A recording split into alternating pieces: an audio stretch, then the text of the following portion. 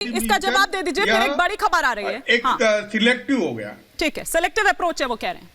नहीं देखिए हिमानी देखिए देखिए अब तिवारी जी को मैं यही बताना चाहता हूं कि अजीत पवार जी आपके साथ थे तो क्या शुद्ध थे क्या? वो जहां आपको छोड़ के चले गए तो करप्ट हो गए। इंडिया अलायंस में रहते, एनसीपी में रहते, शरद पवार के साथ रहते तो सब ठीक था, सब ठीक था। अब आपके पेट में दर्द हो जाता है। अरे आप लोग शांत रहिए। 400 प्लस सीट ला करके आपको दर्शक दीर्घा में जनता ने नहीं भेज दिया ना, तो आपका कोई नाम पूछने वाला नहीं होगा। दर्शक दीर्घा में बैठने की तैयारी करिए, जाके दर्शक दीर्घा के अपनी सीट ब्लॉक कर लीजिए। आपकी वही स्थिति हो गई है, आपकी वही स्थिति हो गई है। जब आप देश में भ्रष्टाचार को शिष्टाचार का मॉडल बनाओगे तो दर्शक दीर्घा में भी बैठने के लायक नहीं रहोगे। आप बार-बार ये बोल रहे हैं क्या ये दम बोल रहा है?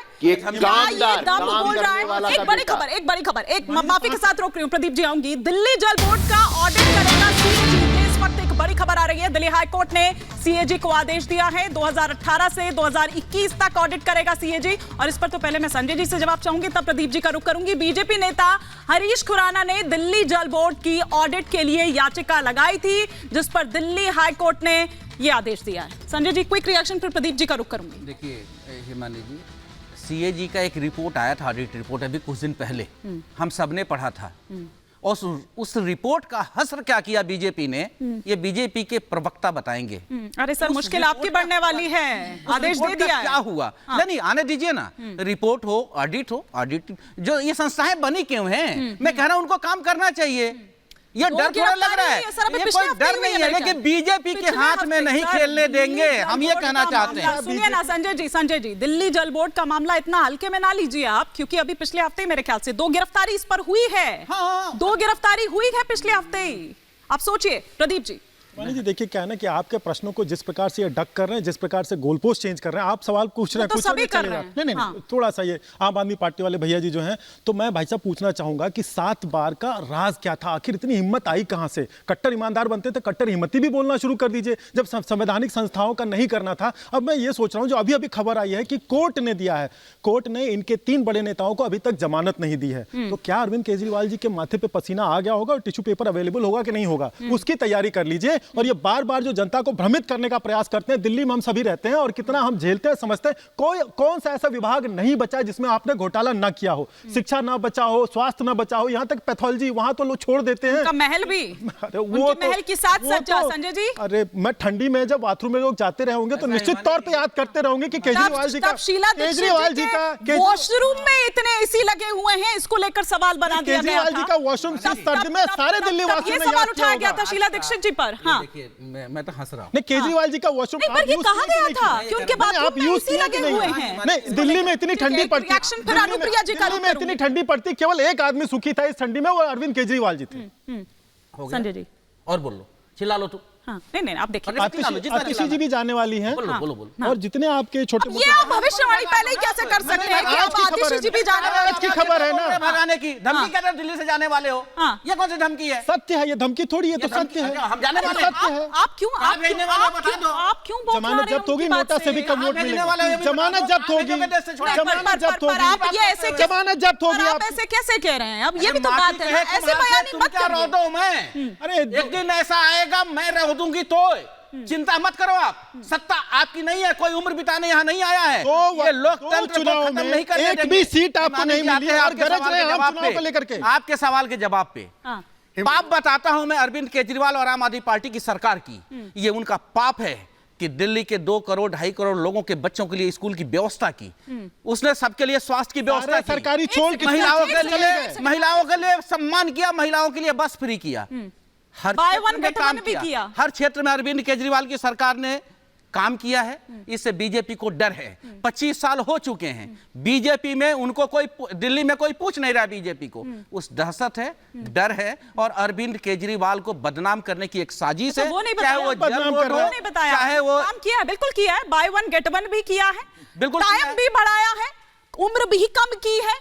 इन चीजों को भी गिनवाइए। आप नोएडा में आ जाइए, यूपी में आइए, कितना उम्र है बताइए। और उसे यदि दिल्ली में कम हुआ तो जो बोलिए मैं हार जाऊं, हाँ। आप बताइए, दोनों का कंपेयर करके ठीक है, बताइए। गुरु प्रकाश जी चलिए, बताइए प्रदीप जी कितना आप ही है? जवाब दे दीजिए, फिर उसके बाद मैं रुक करूंगी देखिए, अनुप्रिया जी का और गुरु प्रकाश उस समय कोविड का समय था जब इन्होंने by one get one free किया था। लोगों को ऑक्सीजन नहीं मिल रही थी, लेकिन इन्होंने दारू की उपलब्धता अनिश्चित अबाध रूप से बढ़ाए रखी। एक मिनट सुनिए, पहले बोल लेने दीजिए। इन्होंने किया था क्या? ये गृह मंत्री अमित शाह जी के कमरों से काम हुआ? नहीं, बीच में ना तोड़िए। अरे शीला जी का सम्मान करिए, इन्होंने उनको बदनाम किया, कैरेक्टर असैसिनेशन कर दिया था। अरे सुन तो लीजिए पहले बात तो।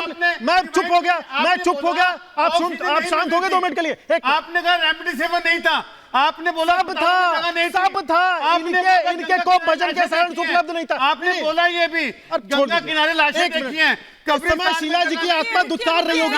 शीला जी मुद्दे पर रहते हैं। प्रदीप जी कंप्लीट करिए, फिर अनुप्रिया जी से मुझे एक फाइनल कमेंट लेना है। जी देखिए, ये अभी बात कर रहे थे कहां भेजोगे। मेरा सीधे कहना है कि नोटा से भी कम वोट इनको इस बार मिलने जा रहे हैं। ये मैं कोई भविष्यवाणी नहीं कर रहा, मैं भी जमीन पे टहलता घूमता हूं। केवल अरविंद केजरीवाल सुन लीजिए, अपना भविष्य बता दो, कल क्या होगा। 400 पार, जनता के बारे में 400 पार। मशीन फिट कर दिया क्या आपने? इतना ही ज्ञान रहता तो सीएजी ऑडिट नहीं करती। एक करके इतना ही ज्ञान रहता। प्रदीप जी दूर सुबह का आसार नहीं, दिल को फिर भी बड़ी उम्मीद है कि सवेरा होगा। शांत तो आप पे लागू होता है। हो गया इंडी का महल ढह गया, और अभी आप सोच रहे हैं इंडी गठबंधन आगे बढ़ेगा। हद होती है भाई। ईडी को लेकर जिस तरह से सवाल जवाब किए गए, ईडी खुद तो कोई केस करती नहीं है, मतलब लोकल पुलिस हो या फिर करप्शन से रिलेटेड जो भी एजेंसी हो वो लेकर आए, उसके बाद कहीं जाकर कई सारे स्टेप्स होते हैं, उसके बाद कहीं जाकर ईडी की एंट्री होती है।